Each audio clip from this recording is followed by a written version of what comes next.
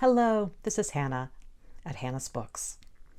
As part of my ShakeTube 2019 celebration, I've been thinking a lot about what one of my friends calls Shakespeare adjacent works. Today I want to talk about Eleanor Brown's The Weird Sisters.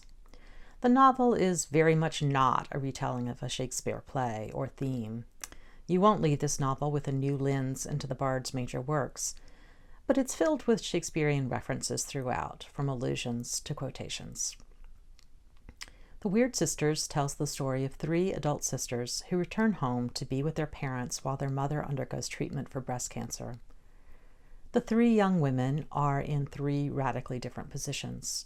Rose, the eldest, feels responsible for her family and refuses to leave her aging parents to go visit her fiancé in London.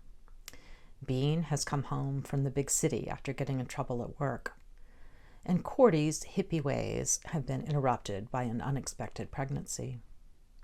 As they come together again after years on their own, the sisters heal their previous rifts, and they also confront their own personal demons. Although they're out of college and fully independent, all three of the sisters have a lot of growing up to do.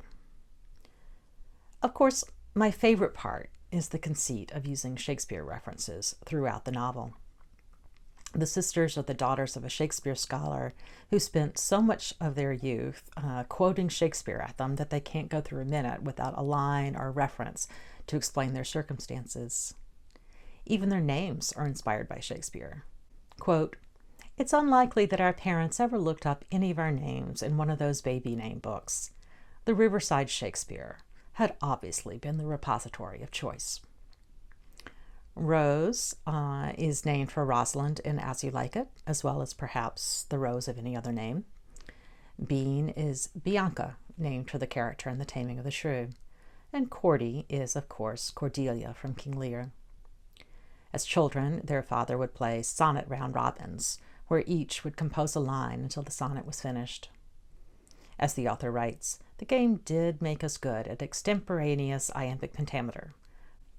Not that this is a skill that benefits one much in any world other than our father's. Their father uses the magic he finds in his books to conjure a world apart from the craziness of modernity, much as Prospero does in The Tempest.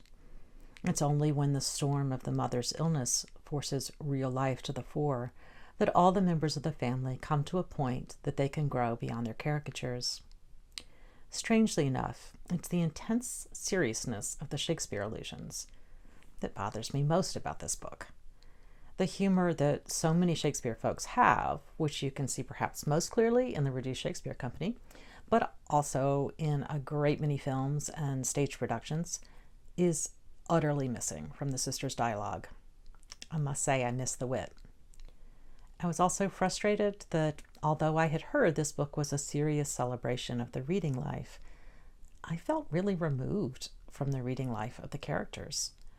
Although we're told that the characters are reading all the time, we don't hear much about what they're reading or how it affects them.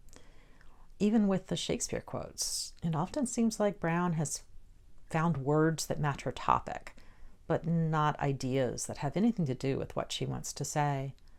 And in some ways, the reading lives of the parents and the sisters are presented as the sources of their troubles. I'm not sure what to make of that, but it's hard to feel like this book is really a celebration of the love of books or the role books play in so many of our lives.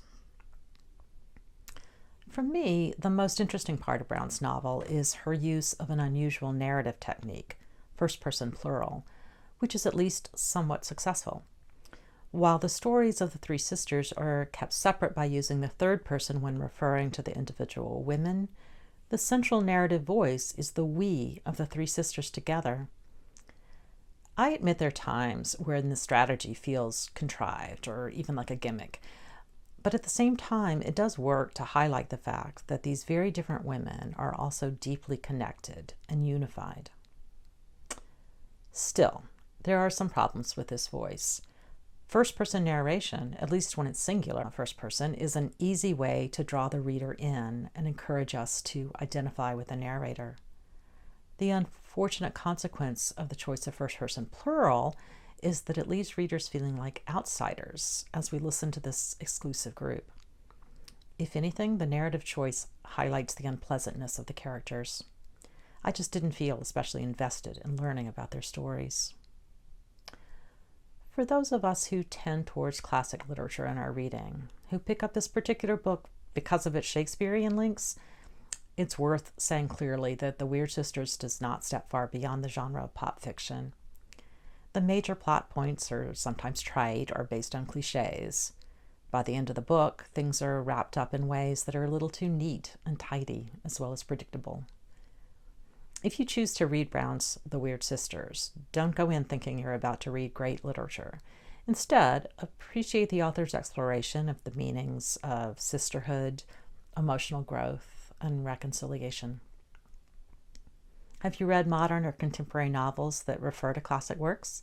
I admit I have a huge weakness for that kind of book. In the last few years, a bunch of new works either retell or have sought some kind of inspiration, from Homer and Sophocles to the Brontes or Henry James, from Beowulf to Kill a Mockingbird. Which are your favorites? I'd love to hear down in the comments. Thanks. See you soon.